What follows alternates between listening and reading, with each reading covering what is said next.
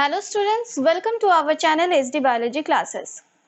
In the last video, we have discussed about the gymnosperm, their general features, and also we have learnt about different types of gymnosperm, Cyclospinus, ginkgo and other examples of gymnosperm.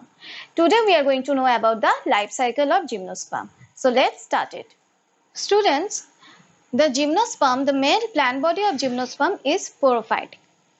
That is, each and every cell in the plant body having 12 number of chromosomes. Now, they are non-flowering plants. The flowers are not produced, but they bear the seed, and the seeds are naked. That's why the name is gymnosperm.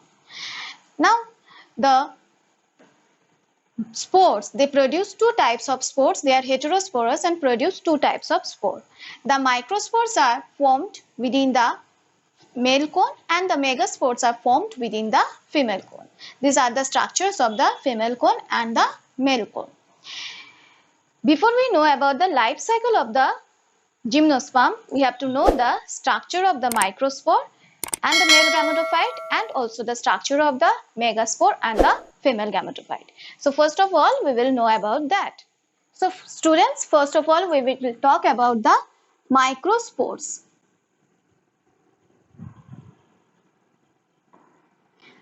That is having haploid number of chromosome. So the main plant body, that is sporophytic plant body, they bear male cone. If we cut the section of the male cone, we were getting a central axis where the sporangia are present. In the microsporangia are present within the microsporophyll. That means male cone composed of microsporophyll.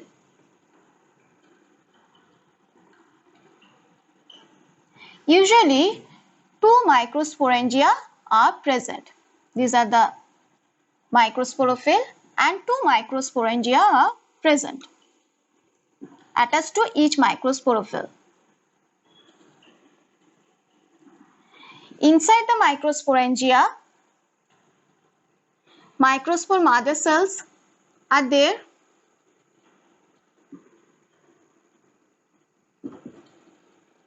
Many microspore mother cells are present. They undergo meiosis cell division and gives rise to microspore tetrad.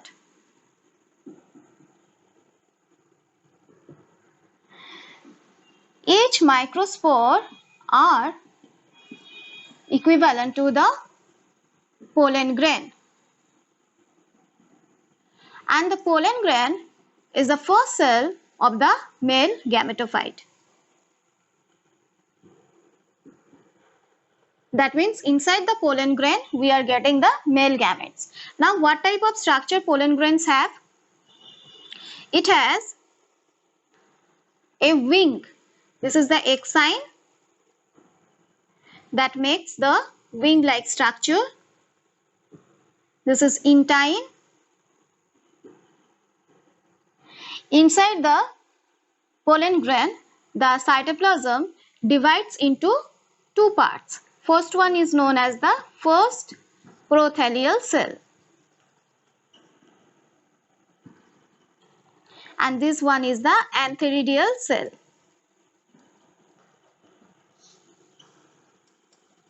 In the next stage,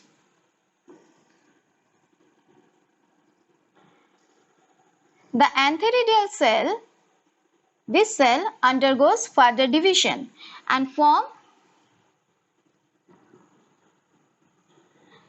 second prothelial cell and tube cell and generative cell.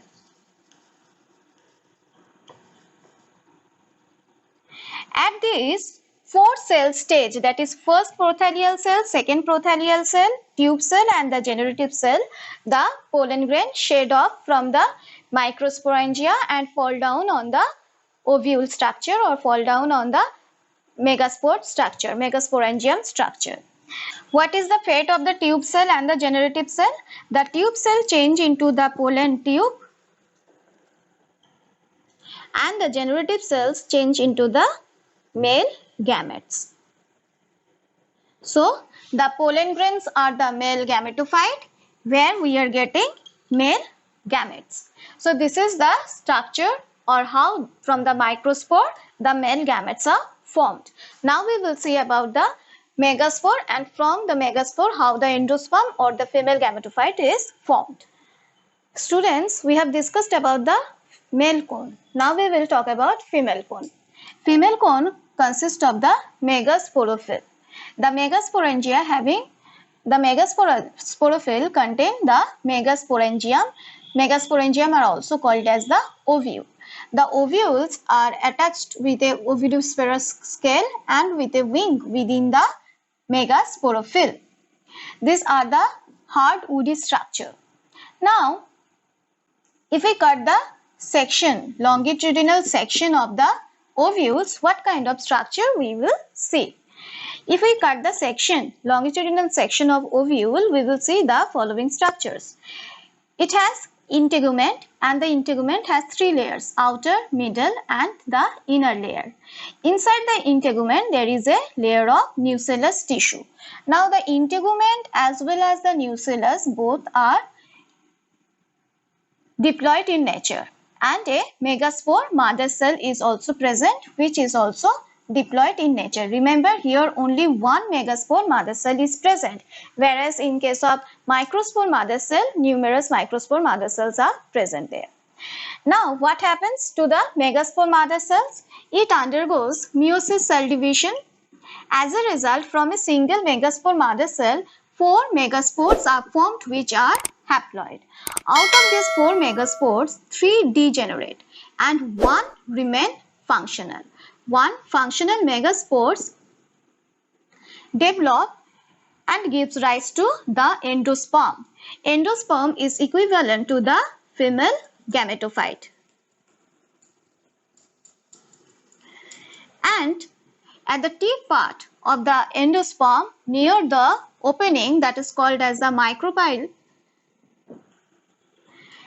in this region archegonium or archegonia are present.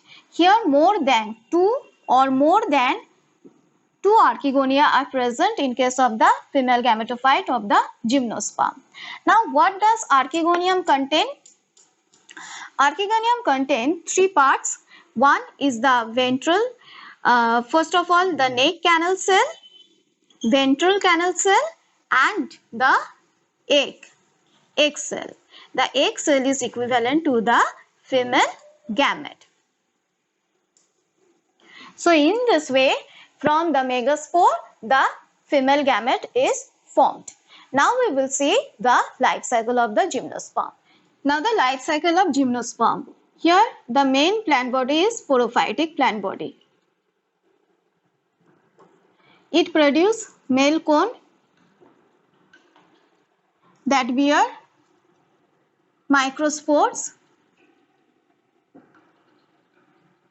Microspores gives rise to the pollen grain. Pollen grain is equivalent to the male gametophyte.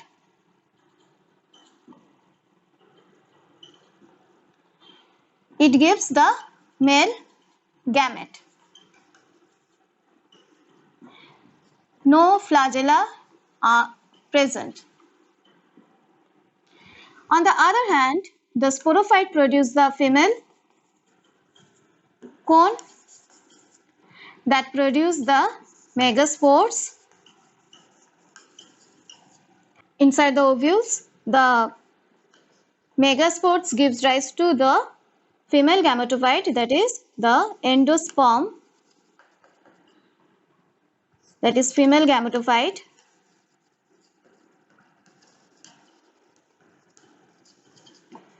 Inside the endosperm, archegonium is present,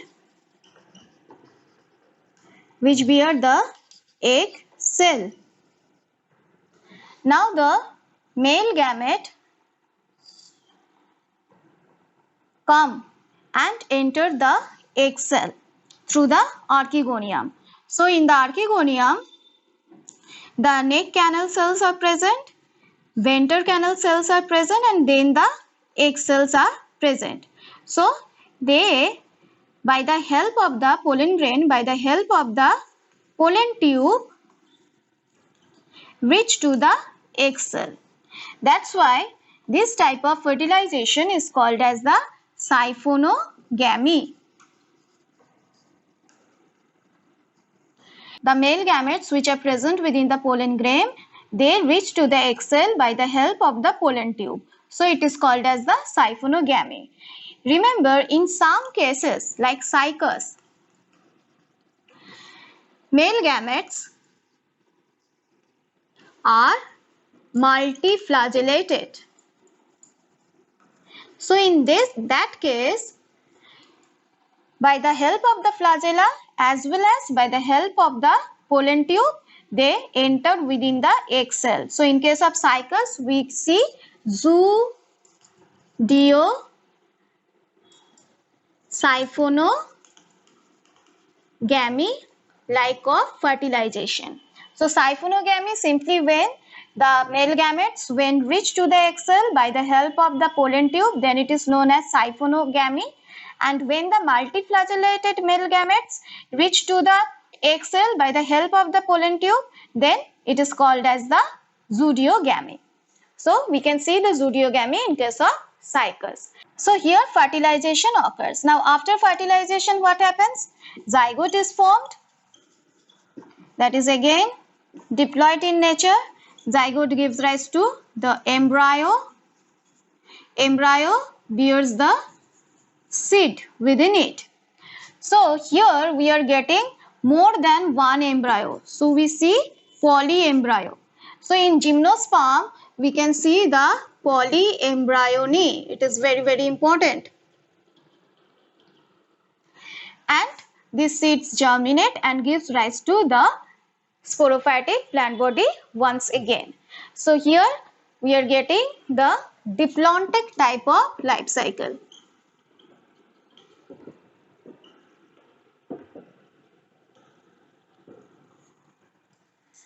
So students, here is that assignment portion. Practice this at your home. So students, today we have learned about the life cycle of gymnosperm. In the next video, we will discuss some important questions from the plant kingdom part. Thank you.